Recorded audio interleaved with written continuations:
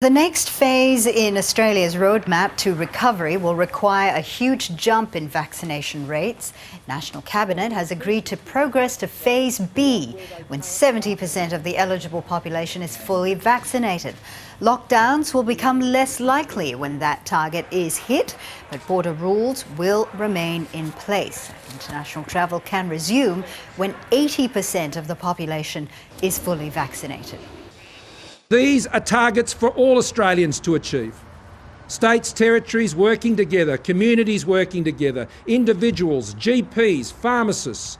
Australia will get this done by working together. The targets are there for us all to achieve and for us all to work towards.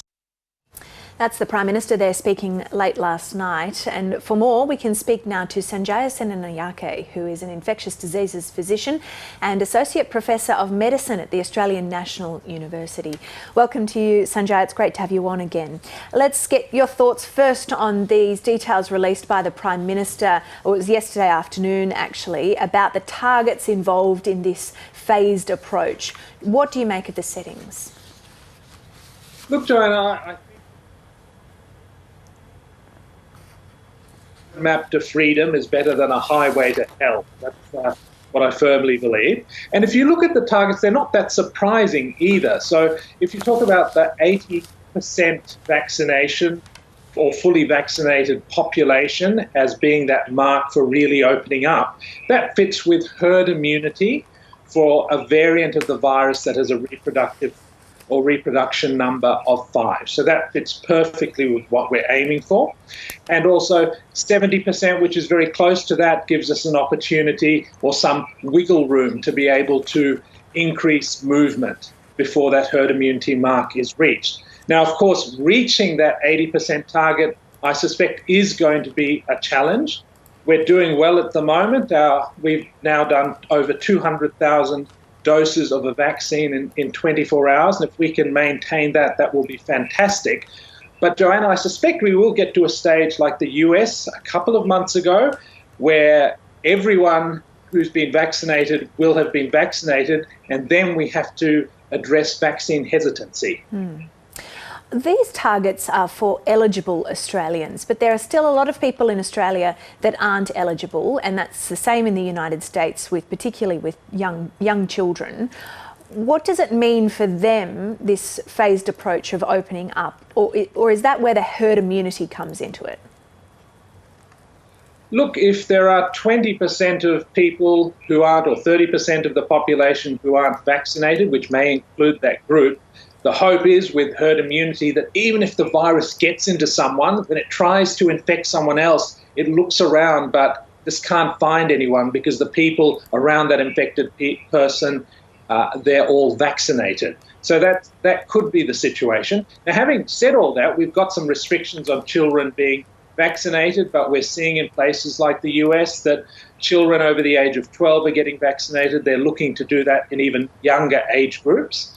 And that will be a balance as well, because the risk of COVID in children versus the benefits of maybe giving those doses to adults in the developing world who haven't got access to vaccines. Yeah, that's certainly an ethical conversation that is and will be happening more and more.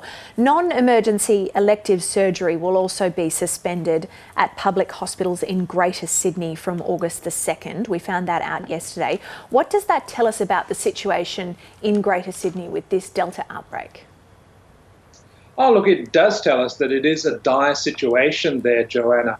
And we have heard in various hospitals in Western Sydney and in Northern Sydney as well that wards have been closed because of people testing positive in the hospital setting. So it just reinforces that it's not just having COVID patients in hospital that is a problem for COVID itself, but it can have downstream effects on other patients who have got nothing to do with COVID. We also have got some data from the Journal of the American Medical Association showing that people who are operated on but have COVID may have worse outcomes than those who don't have COVID before their surgery. So there are all those things we have to take into account. And of course, we've got those horrible numbers of hospitalised patients with COVID, including in intensive care, some teenagers and 8 people in their 20s. Yeah.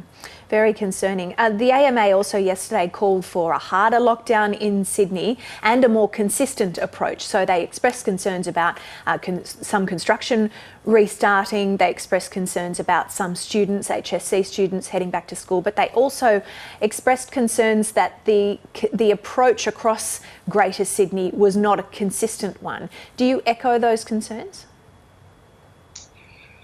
Look, I certainly think with the mask outdoors, that instruction, I think that should be for the whole of Sydney. Now, having said that, there's no great evidence that mask wearing outdoors limits the transmission of COVID, but that, of course, was prior to the Delta strain and the fact that in Sydney we have such a bad situation that a safe, harmless measure like mask wearing would be easy to implement. And of course, wearing masks outdoors will hopefully remind people to wear masks indoors. So I think that's something that can be done more widely in Sydney. But Joanna, I think that the main problem has been compliance, because we hear about ongoing transmission in houses, in workplaces. So I think that really has to be sorted out before anything else.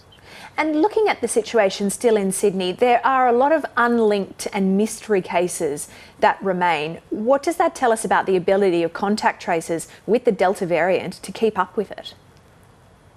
It means that it's a struggle, and that's why the lockdown has to be maintained for the moment, because contact tracers are struggling. One of my colleagues estimated that really for contact tracers to have a good chance at dealing with a COVID outbreak, you need no more than 7 unlinked cases in a day or 100 cases over a 2-week period. Otherwise, because each case can generate about 10 to 20 contacts that each have to be individually assessed. And that's very hard if you've got 200 new cases a day.